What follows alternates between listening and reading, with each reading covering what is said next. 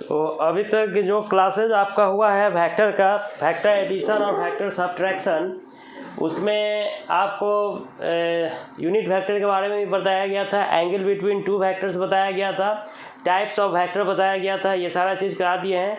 इसी पर बेस्ड ये एससी वर्मा क्वेश्चन हम करा रहे हैं, जो पिछले क्लास में 1 2 3 करवाए थे। आज आपका 4th नंबर क्वेश्चन है, जिसमें आपका ये वैल्यू निकालना है। अब जिनका बन गया वो चेक करेंगे, ठीक है। जैसे आपका क्वेश्चन ए में बोल रहा है कि 4 नंबर, लेट ए इज इतना, बी इज इतना, find the magnitude of A vector. A vector का मैग्नीट्यूड निकालना है कि मैग्नीट्यूड क्या होगा। तो ए वेक्टर आपका दिया हुआ है 4i cap 3j cap. Magnitude निकालने के लिए मॉड करते हैं और कोफिशिएंट का स्क्वायर रूट करना है। आई का कोफिशिएंट 4 तो 4 का स्क्वायर, जे का कोफिशिएंट 3 तो 3 का स्क्वायर। ये कितना हो जाएगा 16 + 9, मतलब ये आपका 25, मतलब 5 हो जाएगा ए का मैग्नीट्यूड, 5 यूनिट। जब यूनिट नहीं दिया रहता है तो 5 यूनिट लिख देते हैं, ठीक है ना। बी में बोल रहा है कि बी का मैग्नीट्यूड निकालना है। तो बी का वैल्यू कितना दिया हुआ है, बी का वैल्यू है 3i + 4j। तो इसका मैग्नीट्यूड जब हम निकालेंगे तो फिर इसका भी स्क्वायर रूट करेंगे, 3 का स्क्वायर + 4 का स्क्वायर, मतलब ये आपका हो जाएगा 9 + 16, मतलब ये आ गया 25, मतलब 5 यूनिट हो गया आपका बी का मैग्नीट्यूड, ठीक है। इसी तरह से सी में बोलना है कि सी प्लस बी बोलना है, नहीं गलती लिखा गया, a + b होगा यहाँ पर, ठीक है ना, a + b। तो a + b जो होगा आपका, तो a और b को हम प्लस करेंगे। a का वैल्यू कितना है 4i + 3j, और ये आपका होगा 3i + 4j। ये दोनों को ऐड कीजिए, जैसे i से i को ऐड करेंगे तो 4 और 3 7i कैप हो जाएगा, और j से j को प्लस करेंगे तो ये हो जाएगा 7j कैप। तो इसका मैग्नीट्यूड निकालना है। तो इसका मैग्नीट्यूड निकालने के लिए क्या करेंगे, जैसे a + b का मैग्नीट्यूड निकालना है तो आपका 7i + 7j का मैग्नीट्यूड निकालेंगे। तो 7 का स्क्वायर, ये कितना आ जाएगा 7√2 यूनिट हो जाएगा, ठीक है ना। इसी तरह से आपका डी में है, डी में बोला है a - b। तो a - b पहले निकाल लीजिए। तो a का वैल्यू आपका दिया हुआ है 4i कैप + 3j कैप, अब b का वैल्यू दिया हुआ है 3i कैप + 4j कैप। तो 4 से 3 को माइनस करेंगे तो कितना हो जाएगा i कैप हो जाएगा, 3 से 4 को माइनस करेंगे तो कितना हो जाएगा -j कैप हो जाएगा। तो ए वेक्टर माइनस बी वेक्टर का मैग्नीट्यूड चाहिए। तो मैग्नीट्यूड में हम क्या करेंगे, इसका स्क्वायर +1 का स्क्वायर और -1 का स्क्वायर रूट, मतलब i का कोफिशिएंट +1 और j का कोफिशिएंट -1, इसका स्क्वायर रूट निकालेंगे तो 1 + 1, मतलब ये वैल्यू कितना हो जाएगा √2 यूनिट हो जाएगा, ठीक है ना। ये वैल्यू आपको निकालना था इस क्वेश्चन में। एससी वर्मा क्वेश्चंस बनाना बहुत ज़रूरी है। कोई भी कंपटीशंस जो होता है इसी पर बेस्ड होता है। आईआईटी मेडिकल जो भी एग्ज़ाम होगा इसी पर बेस्ड होता है। इस क्वेश्चन में ये कह रहा है कि refer to the figure 2AE the find the magnitudes. A में बोला है मैग्नीट्यूड, बी में बोला है X and Y components, and C में बोला है the angle with the X of the resultant of OABCD। OABCD का जो रिजल्टेंट होगा उसका मैग्नीट्यूड निकालना है और एंगल भी निकालना है और एक्स वाई कंपोनेंट भी निकालना है। तो सबसे पहले तो वेक्टर फॉर्म में कन्वर्ट करेंगे तभी जाके ये वैल्यू निकलेगा। तो यहाँ पर जब वेक्टर फॉर्म में इसको कन्वर्ट कीजिएगा तो ये वैल्यू कितना हो जाएगा 2 cos 30 degree I cap 2 sin 30 degree J cap, मतलब ये वैल्यू आ जाएगा 2 cos 30 डिग्री। cos 30 का वैल्यू कितना होता है √3/2 आई कैप, और sin 30 का वैल्यू कितना होता है 1/2 जे कैप। तो 2 से 2 कट गया, ये तो √3 आई कैप हो गया, 2 से 2 कट गया, ये जे कैप निकल गया। मतलब आपका OA वेक्टर निकल गया कितना, OA वेक्टर निकल गया √3 आई कैप जे कैप। अब इसका निकालिए, इसको हम मान लेते हैं इसको हम बी वेक्टर मान लेते हैं, बी वेक्टर का मैग्नीट्यूड, ठीक है ना। तो बी वेक्टर के केस में निकालिएगा तो बी वेक्टर का कंपोनेंट देखिए। अब ये लाइन ऐसे है तो इसका एक कंपोनेंट इधर बनेगा x, ये कितना हो जाएगा a cos 60 डिग्री, और एक कंपोनेंट y एक्सिस पर बनेगा जो कितना होगा a sin 60 डिग्री हो जाएगा क्या। तो इधर नेगेटिव x है और इधर पॉजिटिव y है, तो इसको आप लिखेंगे कितना, a cos 60 minus I cap, negative रहेगा तो माइनस लगाना है, ठीक है ना, इधर माइनस आई कैप होगा, और पॉजिटिव में कितना होगा, a sin 60 plus J cap.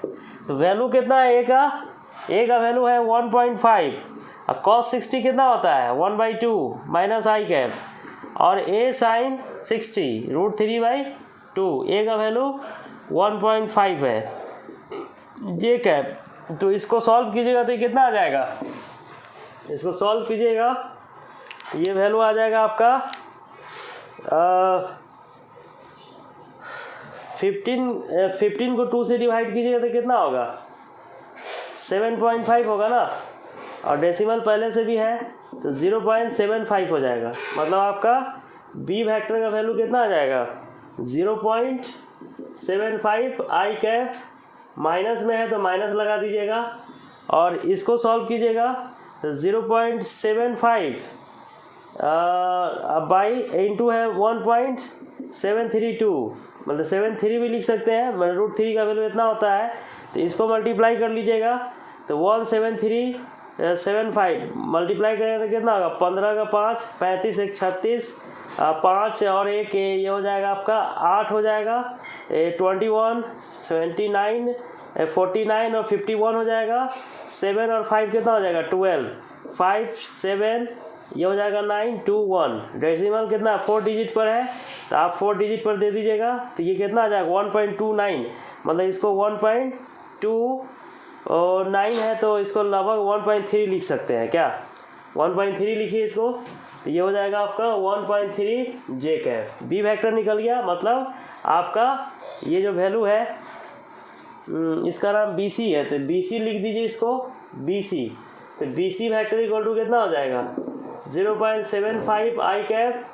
और 1.3 जे कैप, ठीक है ना। अब आपका निकालना है ये वाला, देखिए इसको हम मान लेते हैं कि ये वैल्यू आपका डी ई है, इसको हम मान लेते हैं सी वेक्टर का मैग्नीट्यूड, तो इसका 2 कंपोनेंट होगा, इसका भी तो एक होगा, देखिए एक इस लाइन पर होगा, इस लाइन पर जो होगा एक्स वो कितना हो जाएगा ये 1 cos 90 डिग्री हो जाएगा, और एक इसी लाइन पर होगा जो कितना होगा a sin 90 डिग्री हो जाएगा, मतलब आपका ये वैल्यू आ जाएगा 1 × cos 90 आई कैप, और नीचे में आएगा आपका 1 × sin 90 माइनस जे कैप, मतलब ये वैल्यू आ जाएगा आपका 1 × cos 90 0 आई कैप हो जाएगा, और 1 × sin 1 होता है माइनस जे कैप, मतलब ये वैल्यू आपका आ जाएगा कितना, ये 1 हो जाएगा -1 आई कैप जे कैप हो जाएगा, ठीक है ना। सी वेक्टर निकल गया,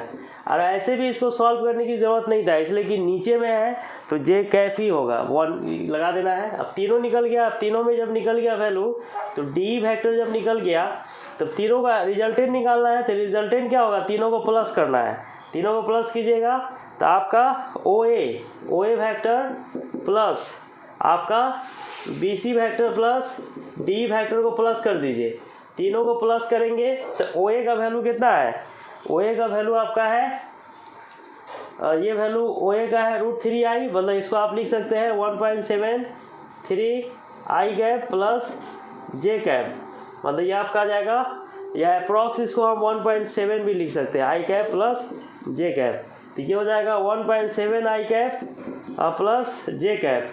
बी सी का वैल्यू कितना है 0.75, तो 0.8 आई कैप लिखिए इसको, 75 को आप 0.8 आई कैप भी लिख सकते हैं 1.3 जे कैप, ठीक है ना। तो ये हो जाएगा 1.3 जे कैप, और डी कितना है तो माइनस जे कैप है, ठीक है ना। तो आई वाला एक साथ कर लीजिए, इस दोनों को जोड़ दीजिए, तो 8 7 15 का 5 और ये 2 हो जाएगा 2.5 आई कैप हो जाएगा, ठीक है ना। जे वाला को जोड़ दीजिए, जे से जे कट जाएगा ये, तो ये 1.3 जे कैप हो गया क्या, तो ये रिजल्टेंट वेक्टर निकल गया। अब इसी रिजल्टेंट का ए में बोल रहा है क्या, मैग्नीट्यूड निकालने के लिए, तो मैग्नीट्यूड निकालने के लिए क्या करेंगे 2.5 आई कैप प्लस 1.3 जे कैप का मैग्नीट्यूड निकालना है, तो इसका स्क्वायर रूट निकालेंगे, 2.5 का होल स्क्वायर और 1.3 का होल स्क्वायर, ठीक है ना। तो ये वैल्यू कितना आ जाएगा, ये हो जाएगा 6.25 और 13 को 2 बार मल्टीप्लाई कीजिए तो कितना हो जाएगा 9331, मतलब 169 हो जाएगा। दोनों को जोड़ दीजिए, 9 5 14, 6 2 8 1 9 और ये 8 हो जाएगा 8.94, मतलब लगभग ये आपका आ जाएगा अप्रॉक्स 9 के बराबर, मतलब 3 यूनिट हो जाएगा। ये लगभग 9 के बराबर ले सकते हैं, मतलब 3 यूनिट के करीब लगभग हम आंसर निकाले हैं, एग्जैक्ट नहीं निकाले हैं, एग्जैक्ट आप निकाल लीजिएगा। तो मैग्नीट्यूड ऑफ ए निकल गया ना किसलय कुमार। तो ए पार्ट में मैग्नीट्यूड निकालने के लिए बोल रहा है, तो मैग्नीट्यूड हम निकाल लिए। अब बी पार्ट में बोल रहा है, बी पार्ट में आपका कह रहा है कि एक्स एंड वाई कंपोनेंट, जैसे आर वेक्टर जो आप निकाले हैं, तो आर वेक्टर का वैल्यू कितना आया है, यह आया है 2.5 आई कैप और 1.3 जे कैप। तो एक्स कंपोनेंट इसका क्या होगा, एक्स कंपोनेंट जो होता है इसको जैसे हम लिखेंगे तो ये एक्स आई कैप और ए वाई जे कैप होता है, ठीक है ना। तो ये एक्स कंपोनेंट है और ये वाई कंपोनेंट है। एक्स कंपोनेंट हो गया ए एक्स, तो इसका कोफिशिएंट ये होगा ना, तो ये 2.5 हो जाएगा। और वाई कंपोनेंट की बात करेंगे तो वाई कंपोनेंट जो होगा आपका ए वाई जिसको बोलते हैं, तो यहाँ पर वाई कंपोनेंट है 1.3 हो गया। बी का आंसर निकल गया। सी में कह रहा है कि angle with the x axis of the resultant of O A, x axis के साथ एंगल क्या बनाएगा ये पूछ रहा है रिजल्टेंट, ठीक है ना। तो एंगल निकालने के लिए जैसे आपको यहाँ पर आर वेक्टर जो दिया हुआ है 2.5 आई कैप प्लस 13.3 जे कैप, तो यहाँ पर जैसे एक्स एक्सिस और वाई एक्सिस की बात हम करेंगे, एक्स कंपोनेंट मतलब हो गया 2.5 और वाई कंपोनेंट हो गया आपका 1.3।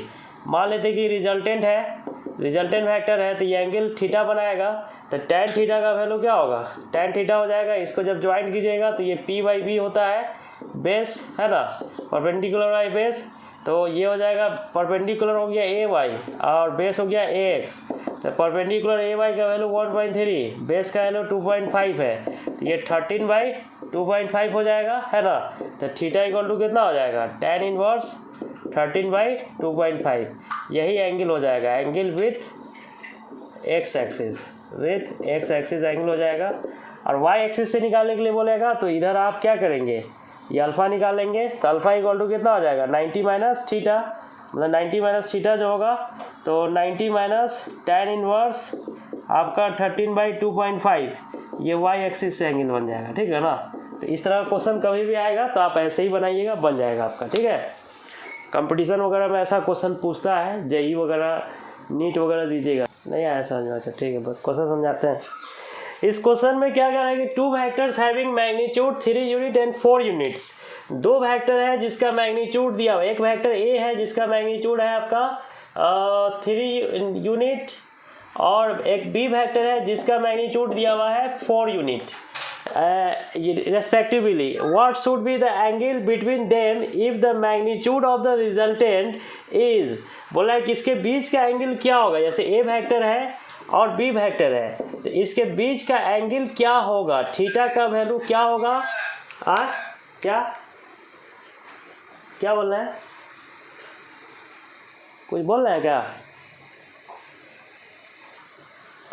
तो यहाँ पर जो वैल्यू है आपका रिजल्टेंट वेक्टर जो है आपका, इसके बीच का जो रिजल्टेंट वेक्टर है आर वेक्टर, इसका वैल्यू बोल रहा है कि दिया हुआ है, ठीक है ना। जैसे दिया हुआ है 1 यूनिट, ए में बोला है कि रिजल्टेंट वेक्टर का वैल्यू कितना है 1 यूनिट है, तो थीटा क्या होगा ये निकाल के बताना है। तो आर वेक्टर इक्वल टू क्या होता है, A vector plus B vector, vector addition आपको पढ़ाए थे याद होगा, तो उसमें यही ना फॉर्मूला था, A square B square 2ab cos theta, मतलब रिजल्टेंट वेक्टर का मैग्नीट्यूड है, ये वैल्यू 1 दिया हुआ है और ए का वैल्यू है 3 का स्क्वायर 4 का स्क्वायर 2 × 3 × 4 cos थीटा। इसको स्क्वायर कीजिएगा दोनों तरफ, तो स्क्वायर करने के बाद कितना आ जाएगा 1 इक्वल टू ये हो जाएगा 25 प्लस 24 cos थीटा। अब इसको इधर लाइए तो 1 - 25 इक्वल टू 24 cos थीटा हो जाएगा, मतलब आपका cos थीटा का वैल्यू कितना आ जाएगा -24/24 -1 आ जाएगा। तो अब जानते हैं कि cos थीटा का वैल्यू जो होता है -1 किसका होता है, cos 180 डिग्री का वैल्यू होता है, मतलब थीटा का वैल्यू कितना आ गया 180 डिग्री, आंसर ए हो गया। बी में बोल रहा है कि अगर आर वेक्टर का मैग्नीट्यूड 5 यूनिट रहेगा, ठीक है ना, तो सेम ऐसे ही निकाल लेंगे जैसे इसका निकाले हैं। सी में बोल रहा है कि रिजल्टेंट वेक्टर का मैग्नीट्यूड अगर 7 यूनिट होगा तो थीटा क्या होगा, थीटा क्या होगा। जैसे हम ए का निकाले हैं वैसे ही हम क्या करेंगे, बी सी निकल जाएगा ना, जैसे ए का निकला है वैसे ही बी और सी का भी निकल जाएगा, ठीक है सुफिया? Yes sir. समझ में आ गया ना? Yes sir. अब बी का जैसे निकालिएगा तो बी में रिजल्टेंट वेक्टर जैसे देखिए आर वेक्टर का जो मैग्नीट्यूड है वो आपका आया है कितना, आया है 25 प्लस 24 कॉस थीटा और ये 5 दिया हुआ है। तो इस स्क्वायरिंग कीजिएगा जब दोनों तरफ बी में जब निकालिएगा तो ये 25 plus 24 cos theta equal to 25 हो जाएगा। तो 24 कॉस थीटा इक्वल टू 25 से 25 कट जाएगा, 0 आ जाएगा, मतलब कॉस थीटा का वैल्यू कितना 0 और कॉस 0 किसका वैल्यू होता है 90 डिग्री का। तो इस केस में थीटा कितना हो जाएगा 90 डिग्री हो जाएगा। सी में निकालेंगे तो आर वेक्टर का मैग्नीट्यूड आपको पता है √25 plus 24 cos theta equal to 7 दिया हुआ है। जब ये दोनों का स्क्वायर कीजिएगा तो ये कितना आ जाएगा 25 plus 24 cos theta equal to हो जाएगा 49। तो 24 कॉस थीटा इक्वल टू कितना आ जाएगा 49 माइनस 25, ये आपका 24 हो जाएगा। तो यहाँ से कॉस थीटा कितना आ जाएगा 24/24 1 आ जाएगा, मतलब कॉस थीटा का वैल्यू आ गया 1 मतलब कॉस 0 डिग्री, थीटा इसमें कितना आ गया 0 डिग्री आ गया। तो ये आपका आंसर हो गया, ठीक है, इस तरह से निकालेंगे।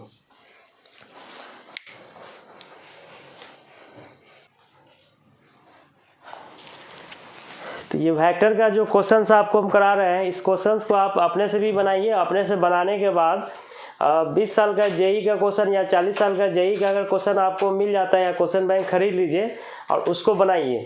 और उसको बनाइएगा तो और कॉन्सेप्ट क्लियर होगा। एम्स का क्वेश्चन बनाइए, नीट का बनाइए, अलीगढ़ का अगर क्वेश्चन है तो अलीगढ़ यूनिवर्सिटी का जो आता है एंट्रेंस टेस्ट का वो वाला बनाइए, क्लियर होगा कॉन्सेप्ट आपको क्लियर।